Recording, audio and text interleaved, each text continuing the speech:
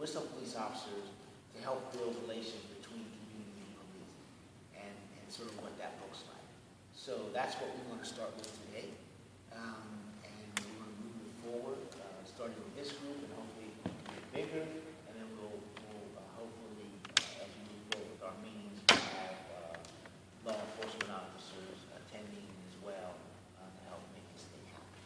So I don't know if anybody else has any other opening remarks that they want to say. If not, I'll move right into it. Yeah, I mean, I'm glad to hear you say that, because I have gone around and got a list from police officers in the community that work at the door of the bar sometimes, and I saw one officer, he was a deputy, he was Caucasian, but he had a lot of tattoos, bald head, and another police officer, she was really just petite and really kind of pretty. Her name was Lorraine, and she said that her beat was the north side where Halloween Barbershop is. And I asked these officers if they wanted to come together to do just what you said, and so they said to call them whenever we had got something together, and they were just more than happy to show, because they do want the communication community. So that's awesome. If you could get those to me, because I run the Northside Station, Oh, wonderful. and I'm very familiar with Hallelujah and its projects in East Ohio Street. I don't know who you're talking about in terms of. Her name was Lorraine. She's a deputy or something? No, she's a police officer, and the man was a deputy. She'll work for me. No. No. Oh, no. But that's okay. Yeah, but we can figure it all out. Okay. The whole thing is this. And again, I'm a native of Homewood, so I grew up here. My heart's here. I'm still invested in here in this community. But the thing that we have to do better, and so as some of you know, I'm working with Dave Hickton. We've been doing this whole plan of bringing together police and communities, and we've been doing it with the U.S. Attorney's Office now for almost 2 years to finally start, after we did all of the meetings, to do the training. And in June, I will probably be the one doing all the training for Western Pennsylvania law enforcement teams on how do you build better police community relationships. Because ultimately, if the officers don't feel safe coming here and the community doesn't feel safe because they're not here, there's this huge void that's created. And then it becomes this opportunity, and it's going to get filled with something. And it's probably going to be something negative, because that's a lot easier to just backslide into that. But also, when there's this distrust and anger on both sides, there's a tendency for people to get hurt.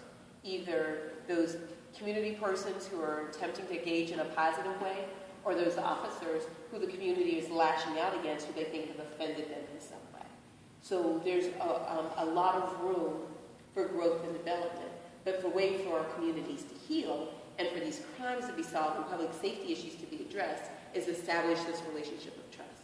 And that has to come at a time when we're not in crises, when either of us are in crises. If it's at the behest of the fact that we've had something like Jordan Miles that happened, that we have Mr. Leon Ford, who was shot over at Highland Park in a car, where, officers are saying they're being dragged, or when we have Miss Wade, who dies on New Year's Eve. We have, folks are being shot on the south side. And when these things are all given the appearance that that's okay, it does create this distance between the police and the communities that they have to serve. So hopefully with Operation Better Block and these kind of open, safe conversations that we can have with each other, there's that time and space to create this relationship, and when we're not in crisis. You referred to an article. May I have the title and the author, and where was it published? An article. It was Regarding it was the who- Post-Gazette. It was the Post-Gazette. It was the front page of the Post-Gazette on Friday. It was It was the day before, 17th. or Friday before. No, so it was April 10th. Yeah, it was April Friday 10th. before our board meeting. It was April 10th. And the article titled Zone 5 Proves Perilous for Officers.